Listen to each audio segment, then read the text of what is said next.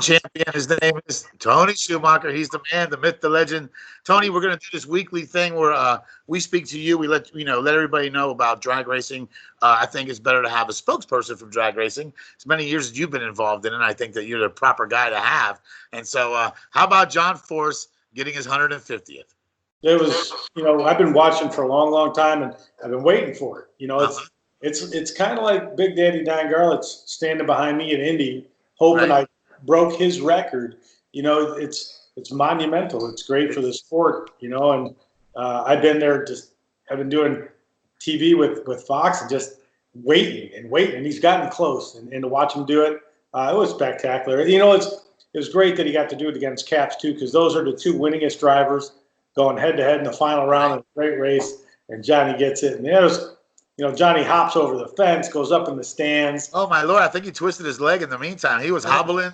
He probably broke everything, but he went through, soldiered on anyways. Yeah, he did. He soldiered down. Call for backup. He was having a rough time going through there. It was pretty funny. 6 people pulling him over every fence. Whatever. It was funny. He made it, and he actually, it clinched him a berth in the championship, the countdown to the championship. He's actually in there after that race and that victory out there at the Pacific Raceway, and I think it's really good for him to get that. I did notice that he was really happy with Ron Capps for losing, and Ron Capps, he got a kiss. And I'm like, wait a minute. He kissed him on the lips. He didn't kiss him on the cheek. That has ever happened to you before, Tony? He tried to kiss me in Bristol when we both won, but I turned. I'm a turner. I turn. That's okay. I mean, I'm a guy, it's cool. But love you, John. He just gets excited, and all motorsports, man. There's some drivers you watch and they're chill, and there's guys like John who they live racing. They have their whole life. It's been the foundation of who they are, and John's one of those guys. So it's awesome. Yeah, it was awesome. I read a lot of different articles about drivers like Prudhomme and different people that were making comments about John winning. And actually, they said that he's not done yet. He's nowhere near done. And I think he may go after the 17 championship. He's right in second place. He's not too far away, right behind a couple great drivers. So I think that, his Robert Hight may be able to keep him down, but I don't know if you can keep John down once he starts getting momentum. He's one of those drivers, once he starts getting the wins, he's really, really hard to beat. Yeah, man, he knows how to – he knows the adversity. He's a really good team leader. He knows how to build the team. And, I mean, look, the guy in front of him, that's his team. He's trained. He's built. He took a guy who, was a son-in-law, made him the president of his company, who's now leading the points, driving a car like a machine. He's built that guy. That guy didn't have a racing career without a John Force. No doubt about it. In Top Fuel, Steve Torrance already got himself a berth in there. In Funny Cars, Robert Hight, Tommy Johnson Jr., John Force, Jack Beckman, a couple from your father's stable there, Ron Capps, Bob Taskett III. These guys are already in. In Pro Stock, it's Bo Butner, Greg Anderson, Alex Laughlin, Matt Hartford. In Pro Stock Motorcycles, Andrew Hines and Eddie Krawick. Are these guys ever going to slow down with them Harley Davidsons? They are just incredible. Well, and then they got the advantage. They won't call it an advantage. They got to reshape the front of their bikes, and the other drivers are complaining. They're saying, "Look, you're going. Already killing us. You are killing us, and that's an advantage." And I don't know that they knew it would be. Pretty smart group of guys over there. They don't tend to put things on that slow them down. But it's cyclical. NHRA does the best to put the right parts and pieces to make it even. And it's not always. Sometimes you just go, "Oops." But they're running good. They're strong. They're hard to beat at every single race. And if you ask me, pick a team that's going to win a championship, it's kind of a no-brainer in that one. But it doesn't mean they can't get beat. It doesn't mean changes won't happen, and it doesn't mean mistakes aren't going to be made. So racing on paper is one thing, but racing at the racetrack, you've seen it in every sport, man. You know who should win, and that ain't always the guy there.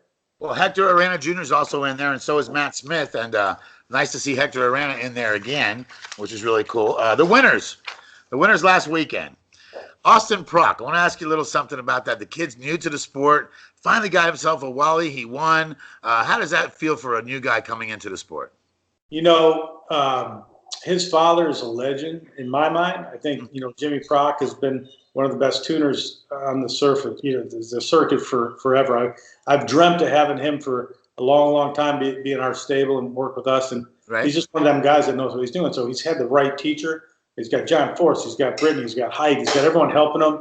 And he did a good job. Now, was he dead late? He could have been any later on the starting line. And I know what happened. I called Torrance and said, dude, and he goes, man, this is what happened, and this is what I was going to do. And he brought me through the whole scenario, but he got the win. And it doesn't really matter. I mean, races are won on a lot of things: great skills, great crew chiefs, great teamwork, and a lot of luck, man. It's the right time, right place thing has to happen. That was the right time for him to be sitting in that lane, and good for him. And it was great that they doubled up on a day when John goes out and wins 150. It's pretty awesome. That's true. And John Force winning funny car.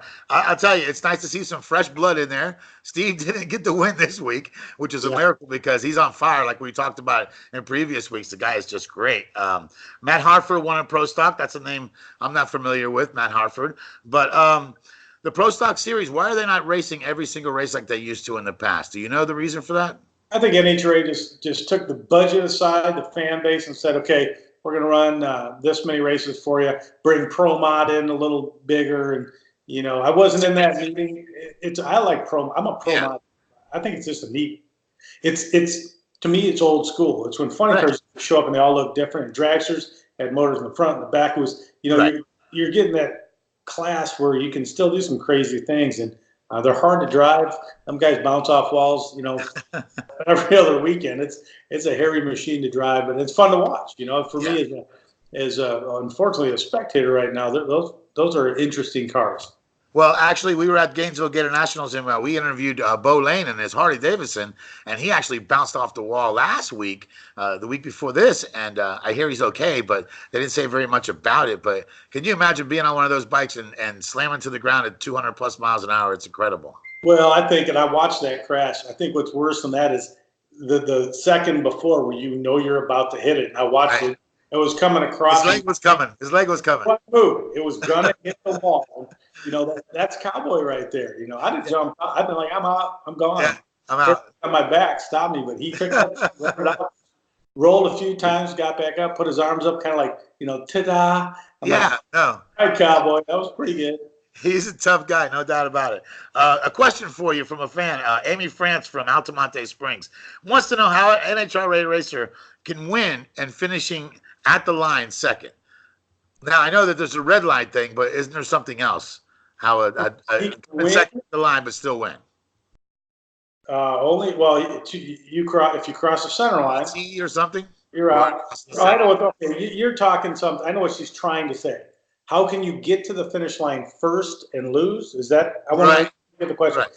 So say that I'm at the start line and the light turns green. I can sit there. I don't have to go anywhere.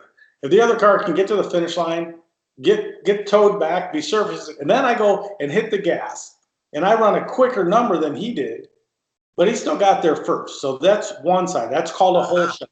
That's a reactive shot. That's a whole shot. The only way to get to the finish line first and lose is to red light. If you red light, you leave early. You're done. You're done. Or across the center line. Or across the center line, which we've seen before. All right, let's talk about this weekend. We're going to go to, actually not this weekend, it's the weekend after this, Brainerd. Tell me a little bit about Brainerd Raceway in Minnesota, I believe that is, right? Absolutely. Yeah, about 2 hours north of Minneapolis. I think if you've never been there, if you're a race fan, and it's most like a NASCAR race as anything on the circuit. Everybody camps in what's called the zoo. There's bands. Wow. It's it's a party, huh?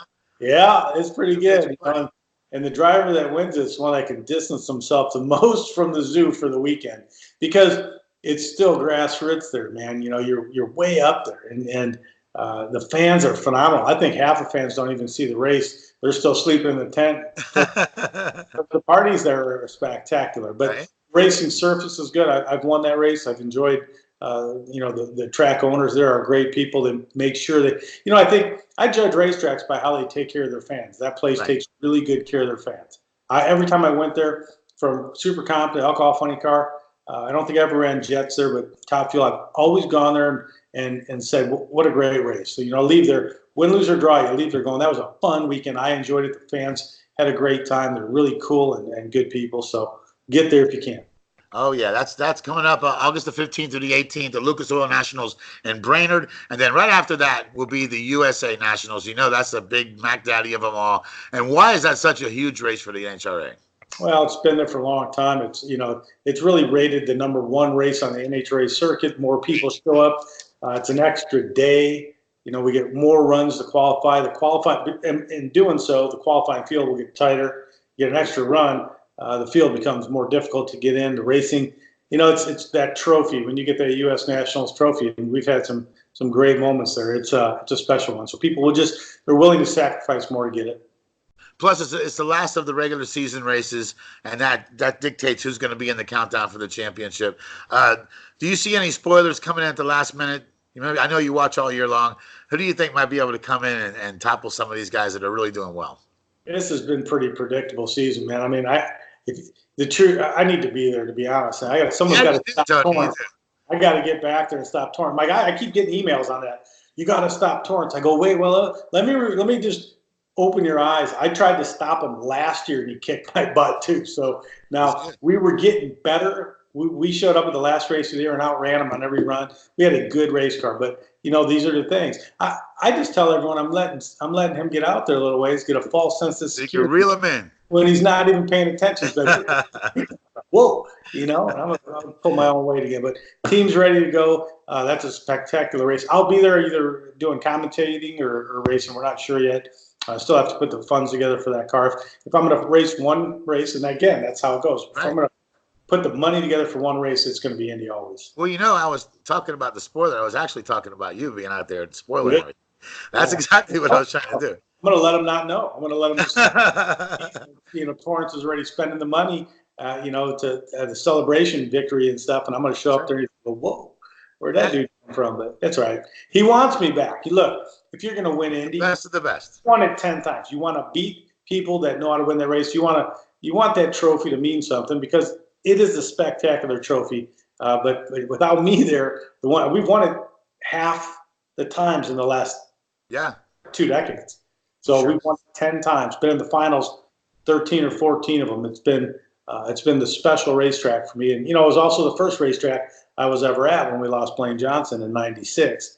I showed up there. It was my first race. I hadn't even gone down the track in a top field car. I was brought into the racing world kind of a rough way. We lose the number one qualifier, the points leader guy was going to be the world champ that year. So awesome track, awesome place, and I look forward to it, man. A couple of weeks away.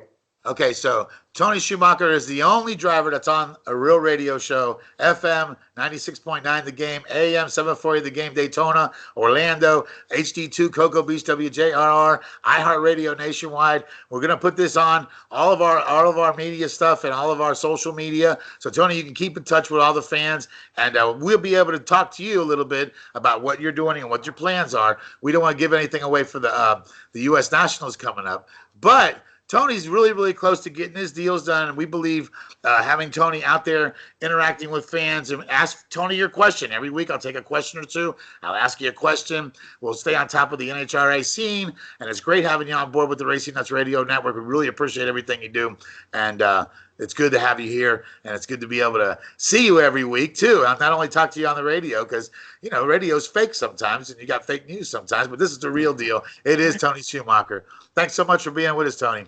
Oh, man, I'm looking forward to it. Oh, Lisa's clapping in the background back there. Yeah. That's right. Cash for president. Tony's got the shirt on. Thanks so much, and we'll talk to you every single week. And thanks for being on with the Racing Nuts, buddy. Awesome. Have a great week, buddy. Okay.